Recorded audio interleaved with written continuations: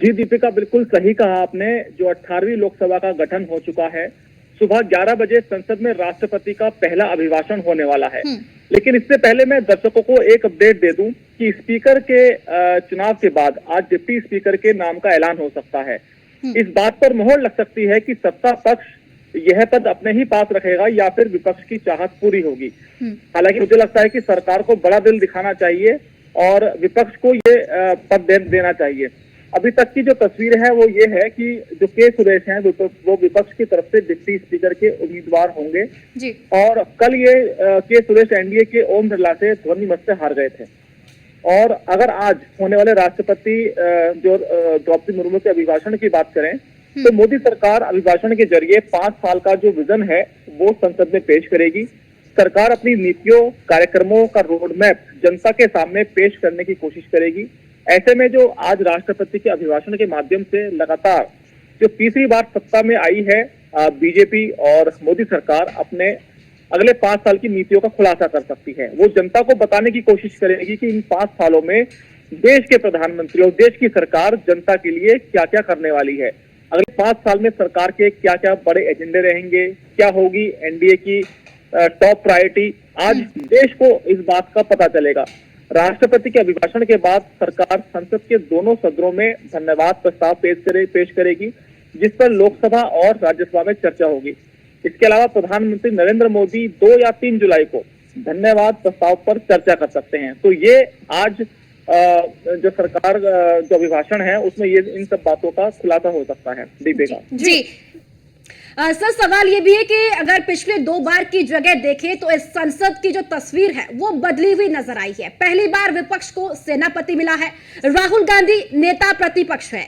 तो राहुल गांधी की अगुवाई में क्या क्या रणनीति इस बार विपक्ष की देखने को मिल सकती है?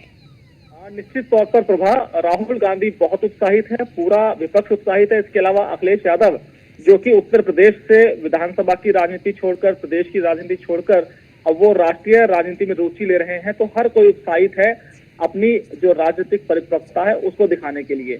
ये बात बिल्कुल सही है कि पिछले 10 साल में पहली बार विपक्ष को सेनापति मिला है। जो विपक्ष की कुंद पड़ी तलवार थी उसको अब धार लग गई है जी। अगर हम विपक्ष की बात करें तो नीट एग्जाम में धांधली के आरोप लग रहे हैं सरकार के ऊपर, यूजीसी नेट को रद्द करने, इसके अलावा जम्मू कश्मीर में जो आतंकवादी हमले हो रहे हैं उनको विपक्ष अपना हथियार बना सकता है। इसके अलावा अग्निवीर योजना जिसने खासा नुकसान किया है, बीजेपी का लगातार ट्रेन हाथ से बढ़ रहे हैं, महंगाई जैसे जो बड़े मुद्दे हैं उस पर सरकार को घेरने की तैयारी में है विपक्ष। और विपक्ष को पता है कि जो जनता जो परेशान है बीजेपी सरकार से और जिस तरह से विपक्ष मजबूत हुआ है तो जनता भी कहीं ना कहीं चाहती है कि आगे आने वाले दिनों में देश में दूसरी सरकार आए। और अभी तो बीजेपी को खासा नुकसान हुआ है, फ्यूचर में और ज्यादा विपक्ष मजबूत हो उसको लेकर एक बड़ी रणनीति संसद में रह सकती है। यानी कि साफ तौर पर यह कहा जा सकता है कि पहले ही जो संसद सत्र में विपक्ष का जोश है वो पूरी तरह से हाई है।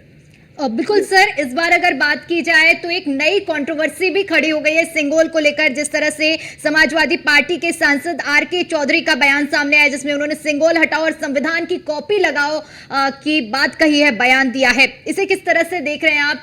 क्या कोशिश की जा रही है विपक्ष की ओर से, क्या संदेश देने का प्रयास हो रहा है?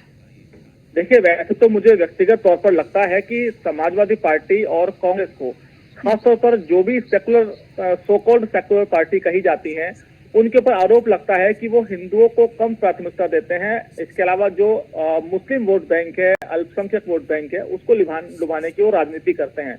इन मामलों से विपक्ष को दूर रहना चाहिए क्योंकि भारतीय जनता पार्टी के पास एक ऐसा हथियार है, धर्म की जो राजनीति पर वो मैच खेलते हैं उसमें वो हमेशा जीतते हैं। लेकिन इस बार खासतौर पर उत्तर प्रदेश में जो बड़ी एक धार्मिक प्रयोगशाला थी उत्तर प्रदेश की बीजेपी के लिए, वो फेल हो गई। और ऐसे में कहीं ना कहीं अब अखिलेश यादव को भी चाहिए कि वो जो धार्मिक मुद्दे हैं उनमें वो रुचि ना दिखाए, अपने लोगों को कहें कि सवाल ना उठाए। जहां तक महाराजगंज सीट से जीते आर.के. चौधरी की बात है तो उन्होंने सेंगोल पर जो सवाल उठाया है उसको हटाने की जो उन्होंने बात कही है। इसके अलावा उन्होंने लोकसभा स्पीकर ओम बिरला को भी चिट्ठी लिख दी है। उन्होंने कहा है कि सेंगोल को राजतंत्र का प्रतीक बताया गया है, इसकी जगह वो संविधान की कॉपी लगाने की मांग कर रहे हैं। चिट्ठी में लिखा है कि संसद लोकतंत्र का मंदिर है, किसी राजा या राजघराने का महल नहीं है।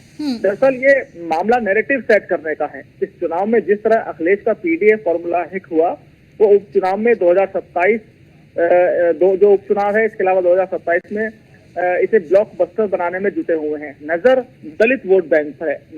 अंबेडकर जहां पर है वो जुबां पर भी है, संविधान पर भी है। तो जो संविधान का बार बार जिक्र किया जा रहा है, इसके पीछे एक अखिलेश यादव की गहरी राजनीति है।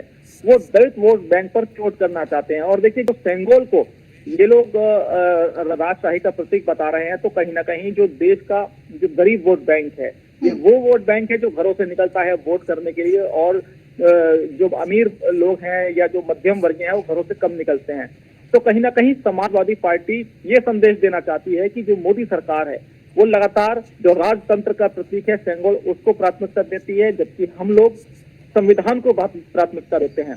तो अभी भी जो नैरेटिव है उसको लगातार सेट करने की कोशिश की जा रही है। और मुझे लगता है कि जो उपचुनाव है, इसके अलावा जो 2027 का चुनाव है, उसमें संविधान हावी रहेगा विपक्ष की तरफ से। जी सर, माफी चाहती हूँ, एक चीज करेक्ट करना चाहूंगी। जो आर.के. चौधरी सांसद हैं वो मोहनलाल गंज से हैं, जिसका जिक्र आप कर रहे हैं। जी मैं माफी चाहता हूँ दर्शकों से कि मोहनलालगंज से वो सांसद हैं। और जैसा कि मैंने भी आपको बताया अभी, जो सेंगोल और संविधान की राजनीति है, उसमें ये लोग इसीलिए जनता को मैसेज देने की कोशिश कर रहे हैं कि हम लोग लोकतंत्र में विश्वास रखते हैं, ना कि राजतंत्र में। जी चलिए, बहुत बहुत शुक्रिया सर बातचीत के लिए। और आपने बहुत बखूबी से दर्शकों को समझाया कि किस तरीके से सेंगोल और साथ ही साथ समाजवादी पार्टी किस तरीके से अब अपनी राजनीति को आगे बढ़ा रही है, और बयानबाजी का जो दौर है अब वो यहाँ से शुरू हो गया है।